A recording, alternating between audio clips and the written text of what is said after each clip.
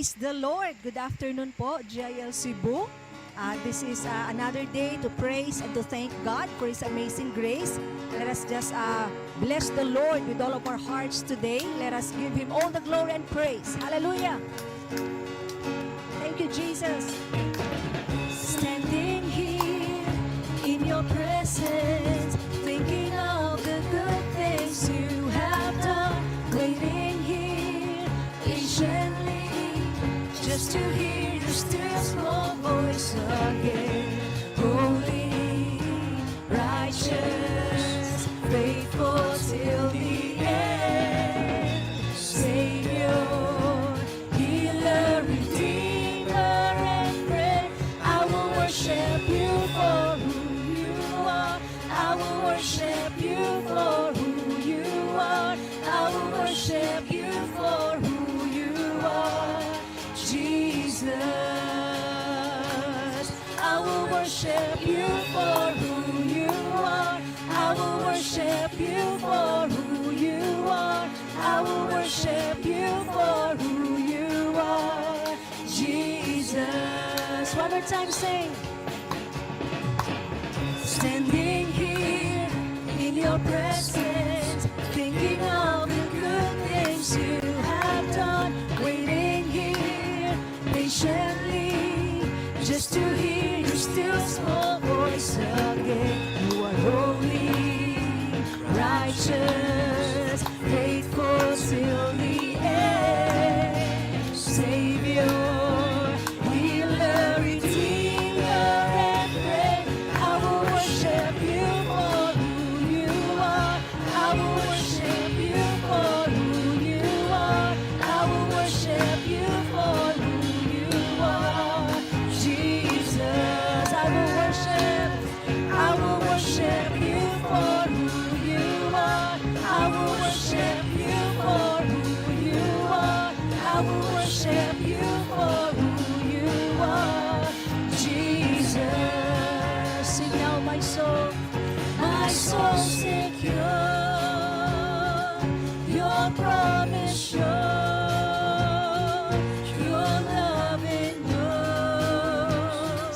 always. My soul secure, your promise sure, your love endures always. My soul secure, my soul secure, your promise sure, your love endures always. I will worship you for who you are. I will worship you for who you are. I will worship you for who you are. Jesus, I will worship you for who you are. I will worship you for who you are. I will worship you for who you are. Jesus, Jesus, oh, Jesus, Jesus.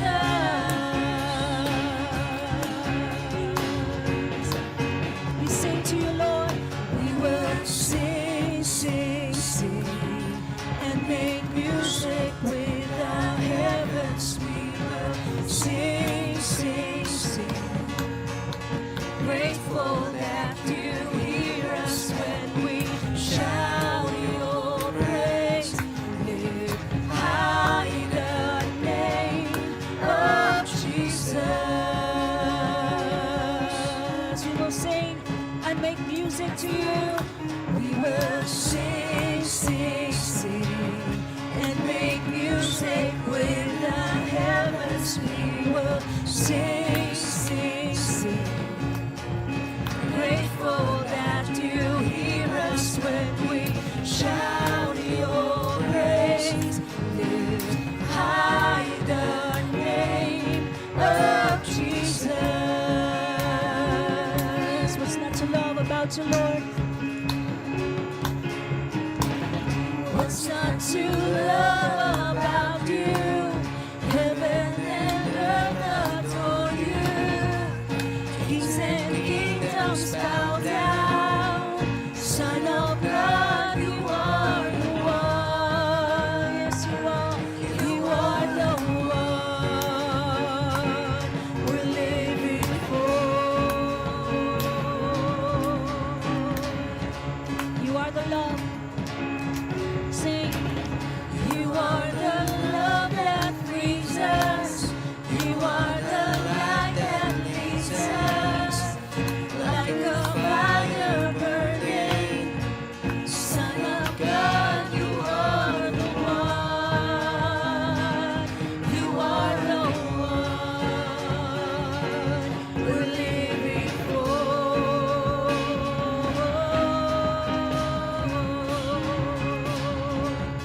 We will sing, sing, sing, and make music with the heavens. We will sing, sing, sing. We are grateful, Lord, grateful that you hear us when we shout your praise.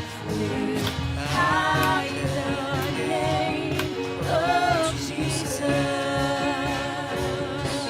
Oh, we will sing to you. We will sing, sing, and make music with the heavens. We will sing, sing. We are so grateful to you, grateful that you hear us when we shout your praise. Lift high the name of Jesus. For the last time, people of God, sing and make music to his name.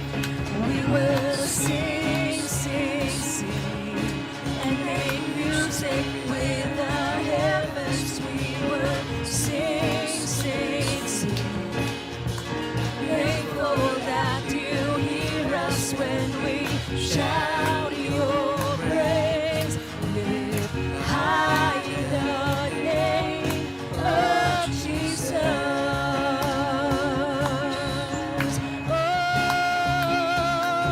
we lift your name on high. We worship you, Lord. We give you thanks today. We honor you with our praises.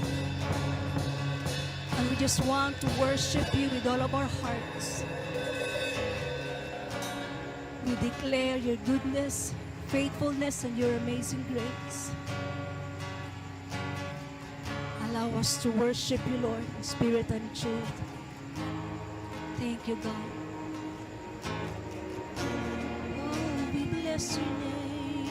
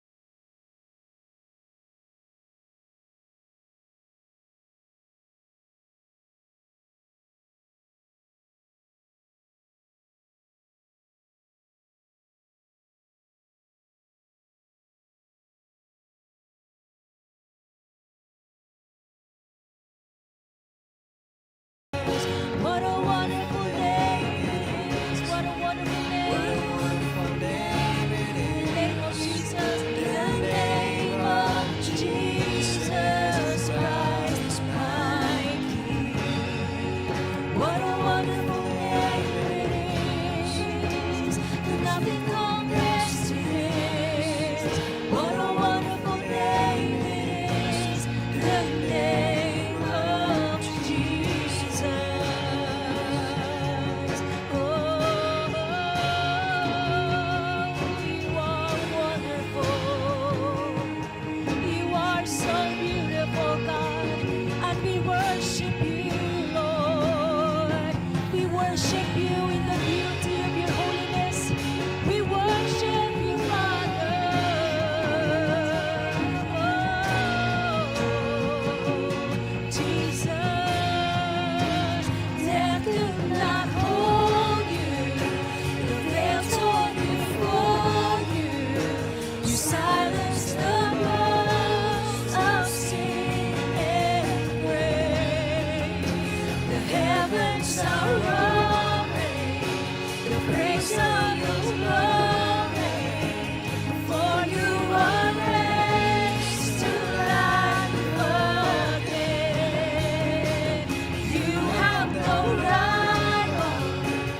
You have no equal, now and forever, God, you reign.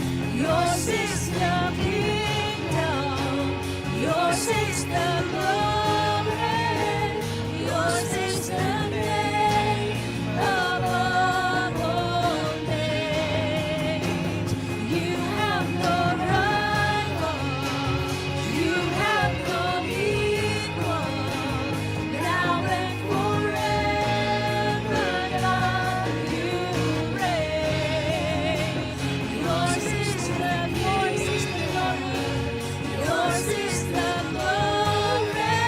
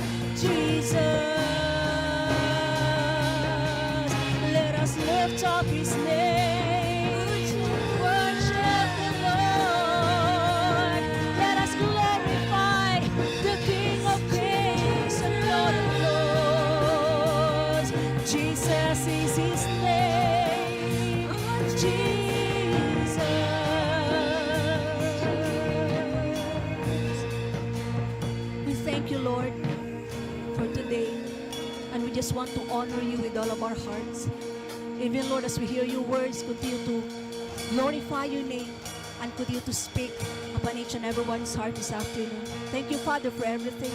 In Jesus' name this we pray. Amen and amen.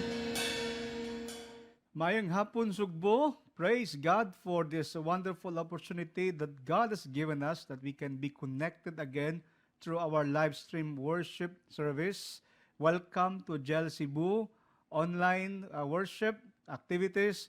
And thank God na nandito na naman tayo getting connected to the live stream worship. I want to welcome everyone, especially yung mga first-timers natin sa GEL Cebu. I pray to God that the Lord will speak to you and will minister to you. And I pray as well to God that God will continue to make clear to you His sacred divine purposes. I pray that this afternoon will be a moment of being blessed by God through His words. At ang advice ko lang sa lahat is open your heart to God, please. Continue to let your minds connected to the word of the Lord. I believe that God is able to download all those instructions that He wants us to receive this afternoon. Let us pray. Thank you, Lord God Almighty, Creator of heaven and earth, our Father in heaven, for giving us this opportunity, this privilege that we can worship you in spirit and in truth through our live stream worship, Lord service. May you continue, God, to pour out your anointing upon the preaching of your words. We pray that you will continue to heal our bodies, removing all sickness and disease from our lives, and even removing all forms of worries, fears, and anxieties from us, filling us with peace that surpasses all understanding, and courage and boldness of faith, O God, that moves mountain, Lord, in the name of Jesus. Lord, bless your people who are connected through this live stream worship service. Bless your words, and let your name alone, the most holy, precious name of the Lord Jesus Christ alone, be exalted and be magnified in the preaching of your holy words. Enable your servant as well, O God, to, Lord, preach your words clearly, to deliver your words clearly through the anointing and wisdom of the Holy Spirit alone, and let Jesus Christ be exalted and be glorified. Thank you, Father. We love you and we worship you. In Jesus' name this we pray. Amen and amen. This afternoon, let's go to Hebrews chapter 2, verses 1 up to 4. Hebrews chapter 2, verse 1 up to 4. I'll be reading from the New Living Translation Bible. Sabi po dito, Hebrews chapter 2, verse 1 up to 4. So we must listen very carefully to the truth that we have heard, or we may drift away from it. For the message God delivered through angels has always stood firm, and every violation of the law and every act of disobedience was punished. So what makes us think we can escape if we ignore this great salvation that was first announced by the Lord Jesus Himself and then delivered to us by those who heard Him speak? And God confirmed the message by giving signs and wonders and various miracles and gifts of the Holy Spirit whenever He chose. Praise God for the reading of His holy and divine words sa hapon na ito. This afternoon, we will talk about protecting yourself against spiritual drifting. Protecting yourself against spiritual drifting. Naalala ko, I think that was 2015. I was invited to officiate a wedding sa GEL Santa Fe Bantayan. Invited by Pastora Inday ng GEL Santa Fe Bantayan natin. So, 2015, I was there in Bantayan. Biyahe kami from Bacolod to Cadiz City. Tawid kami ng Bantayan. Okay. So, before the wedding, nag-fellowship muna kami, and then dinala kami ni Pastora Inday sa nag-island hop kami. So, nakalimutan ko lang yung pangalan ng lugar, pero ang ganda. Wow. Nakakamiss yung island na yon. If you can still remember, Pastora Inday. So, nandun kami, hindi kami dumaong, but nandun lang kami sa dagat, na malapit sa island, and then, doon kami naligo. Naka-life vest ma kami. So, as I was swimming, nawili man ako, na-realize ko na papalayo na pala ako sa boat. Kasi nag-i-enjoy nga ako. Ang ganda ng ng moment na yon. Ang sarap maligo sa dagat sa Bantayan. Nakakamiss. Praise God. So, hindi ko na malayan na medyo lumalayo na pala ako sa bangka because of the current of the waves. Ayan. So, and then na-notice ko, nung malayo na ako, balik naman ako sa boat, langoy. Ang sarap. Praise God. May mga times sa ating buhay na kapag masyado tayong nag-i-enjoy, masyado tayong nawili, ang tendency is we drift away from where we should be. Minsan napapalayo tayo, naaanod tayo ng agos, naaanod tayo ng current. Knowing that this situation is so challenging, mga kapatid, napakabigat na mga challenges sa bawat isa sa atin sa panahon ngayon. Kung hindi tayo magiging aware, we might probably be drifted away from where we should remain, from where we should be. So, ang tendency, delikado. Okay.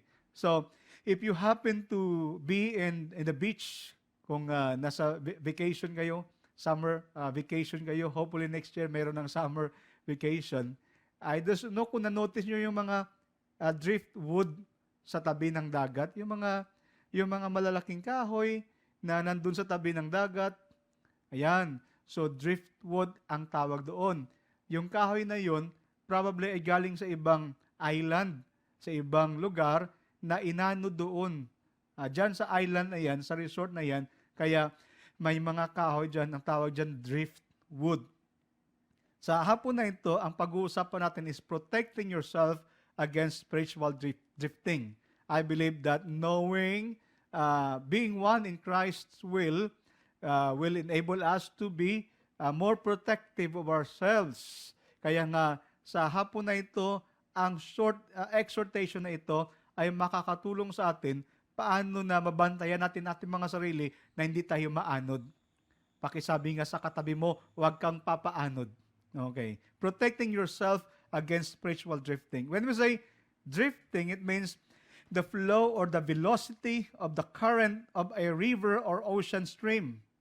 Something driven, propelled, or urged along or drawn together in a clump by or as if by a natural agency, such as the wind-driven snow, rain cloud, dust, or smoke, usually at or near the ground surface. A mass of matter deposited together by as if by wind or water. Something such as driftwood washed ashore. Yung mga inanod doon sa tabi ng dagat. Mga kapatid, okay, maraming pagkakataon na minsan siguro sa life natin ay inanod din tayo palayo sa espiritualidad. Probably dahil sa hurts, sama ng loob. Probably dahil maraming mga masasamang nangyari sa buhay natin, naanod tayo papalayo sa devotion natin, or may it be dahil sa sobrang pag-enjoy, ang saya-saya, enjoy, nakalimutan natin ang calling natin, and then lumayo tayo sa Lord, naanod tayo. Or sometimes overwhelmed tayo, hindi ko na kaya ito. Hindi na kaya ng powers. So na-overwhelm ka, then you drifted. Sometimes because it's so hard to forgive and to move forward. Kaya naaanod tayo, hindi maka-move on. Temptation is fierce. The enemy waits for one wrong move. Isang maling galaw mo lang, kapatid. That is a 3-point score for the devil. Sin crouches ready to devour as we head down a slippery slope. We can't find a foothold and begin to lose our way. When we say drifting, it means a continuous slow movement from one place to another. Take note, when we say drift, it means a continuous, continuous movement from one place to another. And drifting doesn't happen quickly. Hindi yon sa isang iglap. Wala ka na sa paglilingkod. Sa isang iglap, wala ka na sa prayer. Sa isang iglap, wala ka na sa passion mo sa holiness ng Lord. little by little. Okay? Little by little. Because drifting doesn't happen overnight. Drifting doesn't happen quickly. It often takes us unaware. Sometimes hindi natin alam. Hindi tayo aware na lumalayo na pala tayo sa faith. Lumalayo na tayo sa devotion. Lumalayo na tayo sa focus sa Lord. And it's so unfortunate, mga kapatid, hindi lahat ng mga Christians sa church, rapture ang pinag-uusapan. Second coming of Jesus ang pinag-uusapan. It doesn't happen quickly. Sometimes we are unaware. It's simply the natural process that occurs when we lose our bearings and stop moving in the right direction. Kapag hindi tayo nagpapatuloy sa tamang direksyon, ang tendency ay madidrift tayo, palayo sa tamang direksyon, and then magkakamali tayo ng direksyon. Kung nasa tamang direksyon ka, kapatid, dapat magpatuloy ka. You have to move forward. Kasi kapag kahit nasa tamang direksyon ka, tumigil ka, nag-stop ka, may tendency na mawawala ka dyan. You will drift little by little. And then one day you will just wake up, you are heading toward the wrong direction. Drifting doesn't happen overnight. Again, the devil is just waiting for an opportunity to pull us down, to pull us away from the purposes and the plans of God for your life. Sabi ng isang quotation, sin will take you farther than you want to go, keep you longer than you want to stay, and cost you more than you want to pay. Again, sabi sa quotation, sin will take you farther than you want to go, keep you longer than you want to stay, and cost you more than you want to pay.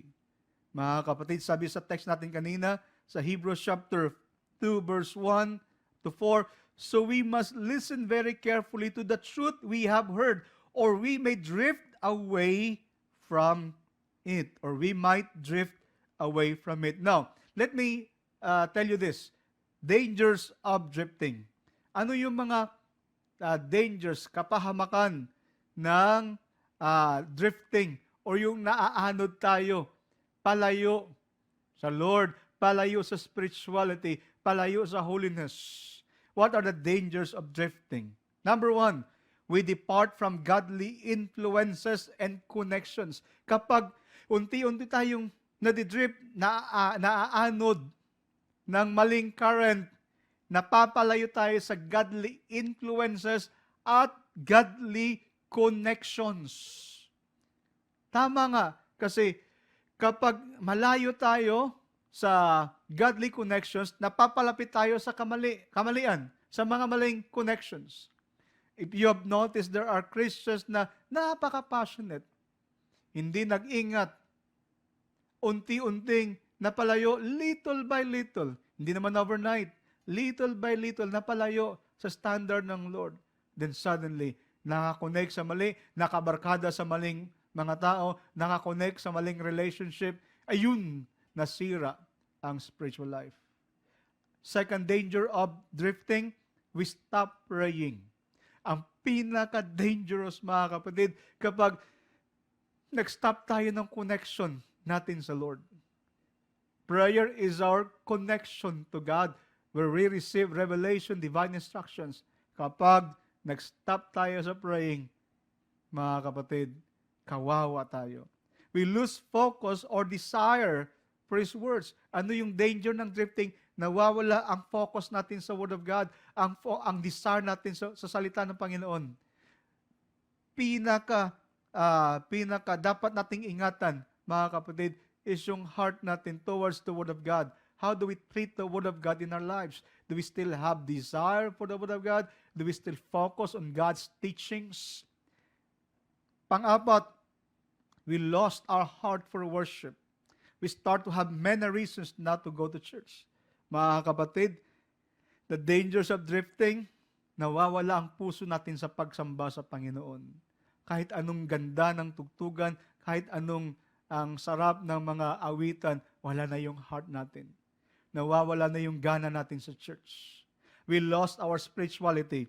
We are more easily influenced by the opinions of the world instead of the truth of God's Word. Nawawala tayo sa spiritualidad. Mas pinipili natin yung opinion ng mundo, ang opinion ng mga ungodly people. We do not consult anymore the truth of the Word of God. Bumabagsak ang spiritualidad natin. Napakadelikado mga kapatid, lalong-lalo na malapit na ang rapture. Dangers of drifting, we lost our spirituality. Next, spiritual drifting is dangerous to others also. Hindi lang ang danger ng spiritual drifting, hindi lang para sa iyo, yung naaanod ka, yung nawawala ka, napapalayo ka sa calling mo, sa paglilingkod mo sa Lord, sa devotion mo, sa spirituality mo. Hindi lang danger yun sa iyo, danger din yun sa mga tao sa paligid natin. Shall we say, may isang barko. Okay, may isang barko na wala ng engine. Okay, inaanod na lang ng current ng tubig, ng dagat.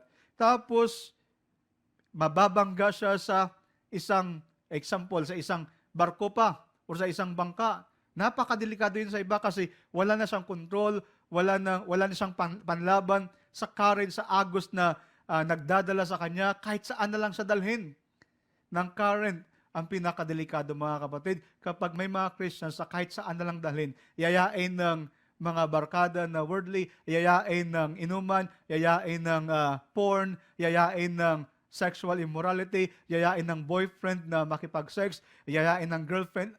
Mga kapatid, mga minamahal, ang pinaka-danger, isa sa mga pinaka-dangers ng drifting is kapag nawawala tayo sa paglilingkod sa Lord, maraming tao maapektuhan sa paligid natin. Mai-stumble sila, mag-question sila sa faith. Maraming causes, maraming damage ang makokos natin. Hindi lang para sa atin, sa family mo, sa mga life group members na kasama mo, kung ikaw ay life group leader, yung mga life group members mo, kung tayo ng mga pastors, ma-drift away tayo sa calling natin, maraming maapektuhan. Kaya nga mga kapatid, ito yung sinasabi ko sa inyo, napaka-importante ito. Drifting is an unconscious process. We are unaware of it. Ang danger pa nito ng drifting is unconscious process. Again, unconscious process. Hindi natin namamalayan na unti-unti na pala tayong lumalayo. Yan. Ano ba yung reason bakit tayo nagdi-drift? What are the main cause of spiritual drifting? Okay, one word. Main cause of drifting, neglect. Okay, sabi dito mga kapatid, sa text natin, balikan natin uli. Praise God. So we must listen very carefully to the truth we have heard, or we may drift away from it. Ayan, mga kapatid. Okay, sa NIV, New International Version Bible, so we must pay the most careful attention to what we have heard so that we do not drift away. Ang number one at ang major cause ng drifting is neglect, pagpatumbaya. Okay, walang halaga sa mga importanteng bagay. Neglect. Okay, ano yun? Neglect of our spiritual disciplines. Yung spiritual disciplines natin, prayer, devotion, fellowship, life grouping, worship, yun yung mga basic spiritual disciplines. Kapag napabayaan natin yan mga kapatid, okay, delikado. We might be drifting little by little. Okay, it starts with a laziness in prayer. It starts with a laziness in devotion. So, number one yun. Okay, neglect of our spiritual disciplines. Number two, neglect of our spiritual duties or running away from God's calling. Kapag tayo ay pinapabayaan natin ang ating duties and responsibilities, like for example, yung mga pinagkatiwala ng Lord sa iyo, yung mga tasks and those things na in-entrust ng Lord sa iyo, pagpapabaya ng spiritual tasks from God. Ayan, that may cause you to spiritually drift from that. And then kapag tayo ay tumakas sa pagkakatawag ng Lord sa atin, kapag iniwan natin ang purpose at calling ng Lord sa life natin, that is drifting. I remember 1997 after my graduation, ako ay tumakbo sa calling ko, sa paglilingkod. Pumunta ako ng Manila, naganap ng trabaho, and ang dami kong pinagdaanan. Napakahirap. Kaya nga mga kapatid, neglect of spiritual duties. Number 3, if we lose our guard by being complacent. Okay. Kapag naging complacent tayo, hindi tayo nagbabantay, hindi tayo watchful. Kaya nga, little by little, umaatake na yung kaaway. Again, the devil is just waiting for an opportune time para umatake. One wrong move by us will cause the devil a great chance to destroy and ruin our lives. Number 4, if we allow ourselves to be carried away by the things and concerns of the time.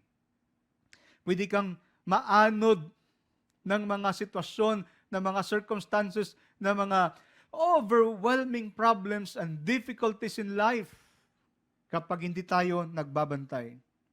What else? Neglect of our spiritual safety. Ano yun? Ano ibig mo sabihin, Pastor? If we put ourselves in a dangerous situation, kapag nilagay mo yung self mo sa maling sitwasyon, you are also putting yourself sa isang dangerous situation. Neglect of our spiritual safety. Next, neglect of the Word of God. If we turn away from the true and pure Word of God and be attracted to human philosophies. Kaya nga, ako I appreciate yung mga quotes, ganon, ng mga tao, yung mga sikat na mga personalities, but I would prefer the Word of God. I would love to quote the Word of God. Okay? Number 7, neglect of God's call for holiness. Ito yung isa sa mga causes ng spiritual drifting. Neglect of God's call for holiness if we allow ourselves to be entangled with sin. Mga kapatid, one word that may cause us to spiritually drift, the word neglect. The word neglect. Again, daanan ko lang uli. Neglect of our spiritual disciplines, neglect of spiritual duties. If we lose our guard by being complacent, if we allow ourselves to be carried away by the things and concerns of the time. Neglect of our spiritual safety, if we put ourselves in a dangerous situation. Neglect of the Word of God, if we turn away from the true and pure Word of God and be attracted to human philosophies. Neglect of God's call for holiness, if we entangle ourselves with sin. Mga kapatid, kapag inaalaw natin yung kasalanan na gumapo sa ating mga buhay, yan, that is a neglect for God's holiness. Ngayon, nasa last days na, alam nyo ba na ang isa sa description ng last days based on the Bible is the increase of wickedness, increase of unholiness, disobedient to parents, ungrateful, unholy, brutal, not lovers of the good. Mga kapatid, huwag tayong maanod na mga ganon. Ingatan natin ang ating mga sarili. So what do we need? Okay. What do we need? Ang antidote for drifting is simple lang din. Okay. Isang bagay lang, paying attention. Kung ang major cause ng spiritual drifting, yung maanod tayo, is neglect, ang pinakasolusyon, ang vaccine, at ang antidote, okay, against spiritual drifting, para hindi tayo maanod ng gawa ng kaaway, is paying attention. Sa text natin kanina sa Hebrews chapter 2 verse 1, so we must pay the most careful attention, therefore, to what we have heard sa mga napapakinggan natin, so that we do not drift away. Let me tell you something. Alam nyo ba na ang book of Hebrews ay sinulat para sa mga Jewish Christians, na during that time, they are being persecuted, and nandun na sa point na matitempt na sila na mawawala na sila sa faith or magbabackslide na sila. Kaya nga sinulat ang Book of Hebrews para i-encourage ang mga Jewish believers, ang mga Hebrews. Yan. Kaya nga mga kapatid, we must pay the most careful attention therefore to what we have heard because nandito na tayo sa panahon na kapag hindi tayo nag-iingat, pwede tayong madala, maanod ng mga nangyayari sa mundo, nangyayari sa sitwasyon natin, na nangyayari sa buhay natin, mga temptation, deception ng kaaway, attraction ng kasalanan, kung hindi tayo mag-iingat, kung hindi tayo conscious at watchful. So what do we do? 5 things, iwan ko sa bawat isa sa atin. Okay? Kung kanina yung major cause ng drifting is neglect, ito ngayon, paying attention. Number 1, remain anchored in faith. Ang bangka, okay, ang bangka para hindi maanod, kailangan naka-anchor siya. Lalo na kung nasa tabi siya ng dagat. Kahit anong lakas ng alon, kapag naka-anchor siya, hindi siya maaanod palayo. Mga kapatid, kapag naka-anchor ang faith natin kay Lord Jesus, kahit anong lakas ng hampas ng alon, hindi ka lalayo sa Panginoon, hindi ka mawawala sa calling mo kasi naka-anchor ka, naka-connect ka sa tamang connection. Praise God. Remain anchored in faith, remain anchored in your calling from God, remain anchored in the love of God. Basta, okay, just remain anchored. Number 2, don't lose sight. Okay, dapat ang tingin natin kay Lord Jesus lang, kay Lord Jesus. Huwag kang ma-attract sa mundo, huwag kang ma-attract sa napakagandang presentation ng kaaway, hindi porke gwapo, hallelujah, praise the Lord, will ni Lord confirm.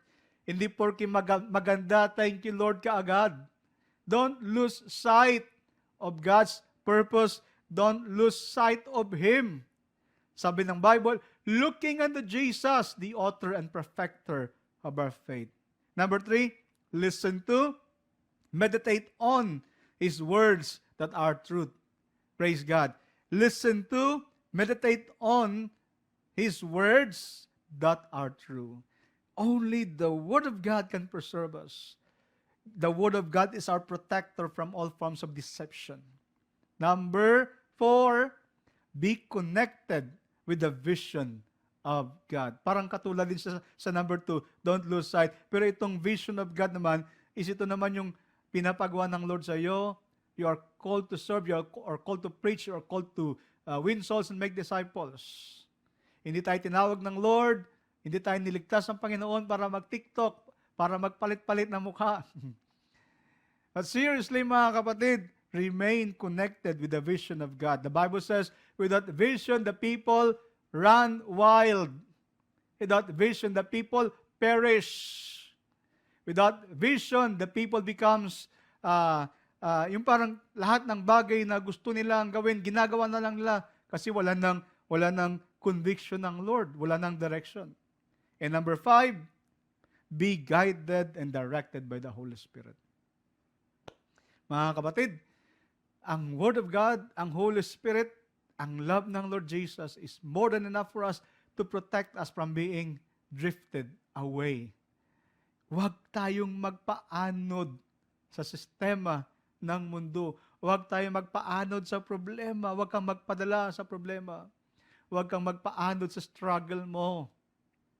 Ito yung verses na iiwan ko sa lahat bago tayo mag-close sa hapon na ito. For this very reason, sa 2 Peter chapter 1 verse 5 up to 8. 2 Peter chapter 1 verses 5 up to 8 from the New International Version Bible. For this very reason, make every effort, take note make every effort to add to your faith goodness, and to goodness knowledge, and to knowledge self-control, and to self-control perseverance, and to perseverance godliness, and to godliness mutual affection, and to mutual affection love. For if you possess these qualities in increasing measure, they will keep you from being ineffective and unproductive in your knowledge of our Lord Jesus Christ. It will keep you from being drifted away from your calling, from your purposes, from the anointing of the Holy Spirit in your life. Mga kapatid, let's possess these qualities in increasing measure para hindi tayo maanod ng mundo. Hindi tayo maanod ng mga nangyayari sa buhay natin. Problema, hurts, what else, disappointments, and all those things in our lives. Ang dami. Sometimes overwhelming na masyado. Pero kapag nandun tayo, anchored tayo sa Lord, hindi tayo kayang dalhin ng mga unos na yan. Hindi tayo kayang dalhin ng mga alon na yan. Praise God. Kasi anchored ang faith. We pay careful attention. I pray to God that the Lord will remove from us the spirit of neglect at patuloy tayo mag-focus sa pinapagawa ng Lord sa buhay natin. Sa buhay natin. I hope may na-learn tayo sa hapon na ito. And I pray to God that we will get ourselves ready for the coming of the Lord Jesus, the rapture of the church. Hallelujah! And I believe that this exhortation has helped us in a way na magiging mas watchful ako, magiging mas alerto ako. Hindi ako magpapaanod, hindi ako magpapabaya sa aking paglilingkod sa Panginoon. I will not be neglectful of my calling from God. Let us pray, Lord. Bless your people this afternoon exceedingly and abundantly. Take away from us the spirit of laziness, spirit of neglect. Lord God, tanggalin mo, Panginoon, ang ano pa mang mga bagay sa buhay namin, Lord. Lack of appetite for spiritual things, lack of passion. Lord, remove from us any neglect for our spiritual disciplines. Lord, remove from us any neglectful spirit of God in Jesus' name. We pray, O God, that you will give us the wisdom and discernment to keep ourselves away from dangerous things, Lord God. Yung mga pwedeng makasira sa aming buhay, Panginoon. Yung pwedeng makasira sa paglilingkod namin sa iyo. Yung pwedeng makasira sa calling mo sa aming mga buhay. Lord, remove and destroy all those things from our lives, even all forms of deception. In the name of Jesus, we rebuke it. Hindi kami paaanod, Panginoon, sa lahat ng mga problema at mga challenges na hinaharap namin araw-araw kahit sa crisis na ito. Hindi kami papaanod, Panginoon. At Lord, patuloy kaming naka-anchor sa iyo. Ang faith namin ay sa iyo lamang, Panginoon. Lord, I pray that you will preserve us, preserve all your people all over Jel Cebu, O God, in the name of the Lord Jesus, until the rapture of the church. We will all remain connected and anchored to you alone, O Lord God. We will not allow ourselves to be drifted away, Lord, from the truth. We will not allow ourselves to be drifted away from your presence. Lord, let your preserving power be upon all your people. I speak blessings, Lord, to all your pastors, Lord, in Jel Cebu, with the blessing, protection, and good health, anointing of the Holy Spirit, strength, wisdom, and courage, and boldness of faith to be upon them, and blessings upon their respective families, Lord. Sa lahat po, Panginoon, ng mga kapatiran all over Jel Cebu, at sa lahat ng mga, Lord, na aabot ng live stream na ito, all over the nation, O God, at sa ibang bayan, sa ibang country pa, Panginoon. Lord, I pray that you bless all your people, O God, in the name of the Lord Jesus Christ. Special blessings, Lord, upon, Lord, your people all over the country of the world, all over Jel Church worldwide, especially to Kuya Ed and his entire family. Protection, good health, divine covering that you will preserve and protect all Jel people, O God. Keep us away from accident, premature death, sickness, and disease, especially, Lord, from the, Lord, COVID-19 infection in Jesus' name. We declare we are covered by the blood of the Lord Jesus. Praying for healing, Lord, upon our nation, O God, that you will heal all those people who are sick, especially for Cebu, Lord God, for total recovery, Lord, of Cebu City and Cebu Province, Lord, in the name of Jesus. We pray for your healing sa lahat ng mga may sakit, at Lord, protection sa lahat ng mga anak mo, Lord, in the name of Jesus. Thank you, Father. We are anchored in you alone.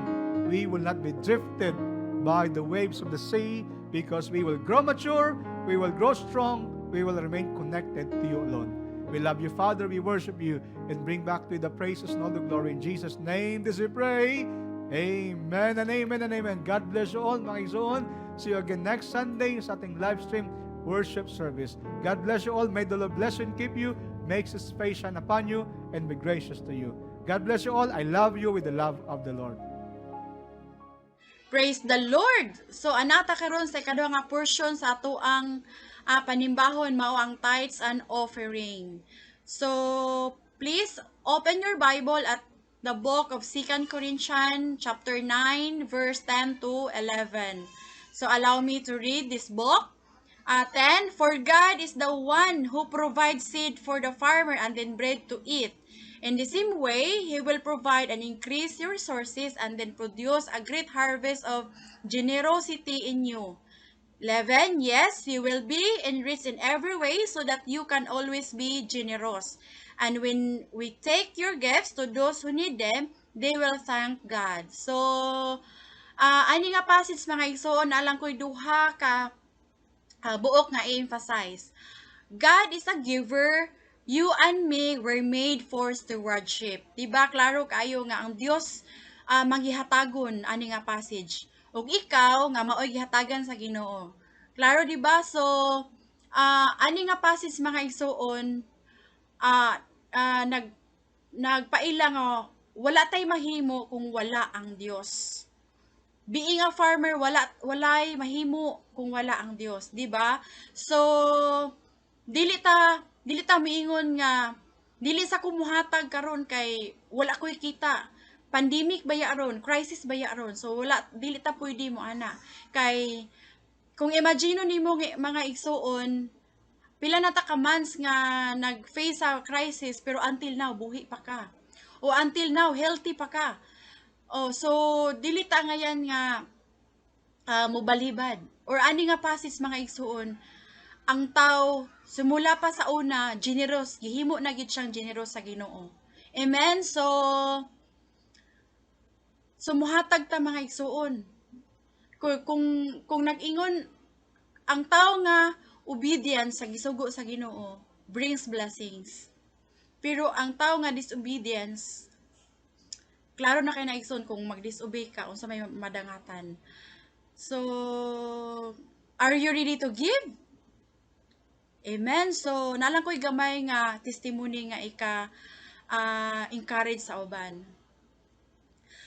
Last March, 'di ba nag-start man ato ang crisis or ang pandemic or nag-start ang lockdown. So, naami 27 ka mga tao mga isuon. So dili jud na siya biro 27 ka buok imuhang providan silang panginahanglanon, pagkaon ug uban pa. Kay syempre nagtrabaho bay ana sa amoa. So unsa may imong buhaton bilang employer sa ilaha? So unya kanang challenge kay sa amo ang mga isuon kay wala biya may collection unya ana nga first quarter pa baya ta sa month unya anang first month ana nga year this year kay mag-renew baya ta sa tanan natong permit so wala tay kung naa may kwarta so napagawas na siya mga isuon so wala gyud mi naka-prepare kita sigurong tanan wala ta naka-prepare ani nga crisis so kung wala gyud kay Dios mga isuon grabe jud ang imuhang anxiety ang worriness labi na ang stress. Kasi syempre, 27 kabuk imuhang suplayan. Kung imong unanaon mga ison, lisod kayo kay 5 months na baya ta dinhi nga nag-fight ta against sa crisis. Unya, wala jud mi income, wala mi naka-collection until now. Still praying. Pero by the grace ni Lord, tungod kay sa previous years, previous months, kanang nami mga gipangtanom, sa among mga gipangtanom, sa mga gipangtanom ngadto sa good soil, nasayo jud mi nga karon nga time amo jung na kaingon jud mi nga naka-harvest jud mi. Despite sa 5 months na crisis, narabtaw pud may gamay nga nakita narapod mi gamay ug makita namo nga ang Dios nang lihok kung nag-close man ang Cebu nag-open pud siya sa Davao so ana lang mga igsuon muhatag ta with generosity heart ug ang Dios na ibahala sa tuwa. Amen. So let us pray. Lord, salamat kayo sa imong kaayo sa amo ang kinabuhi.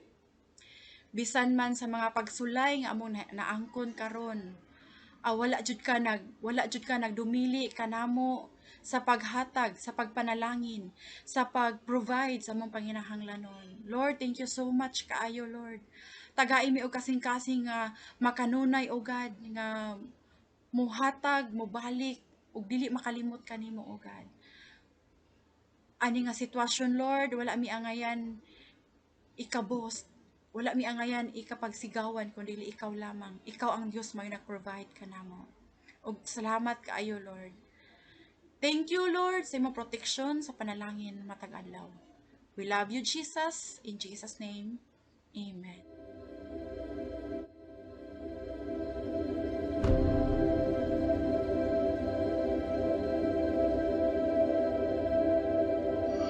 And everybody agree and say, our God is not dead. Our God is not dead. Jesus is alive. Jesus is alive. Jesus Christ Jesus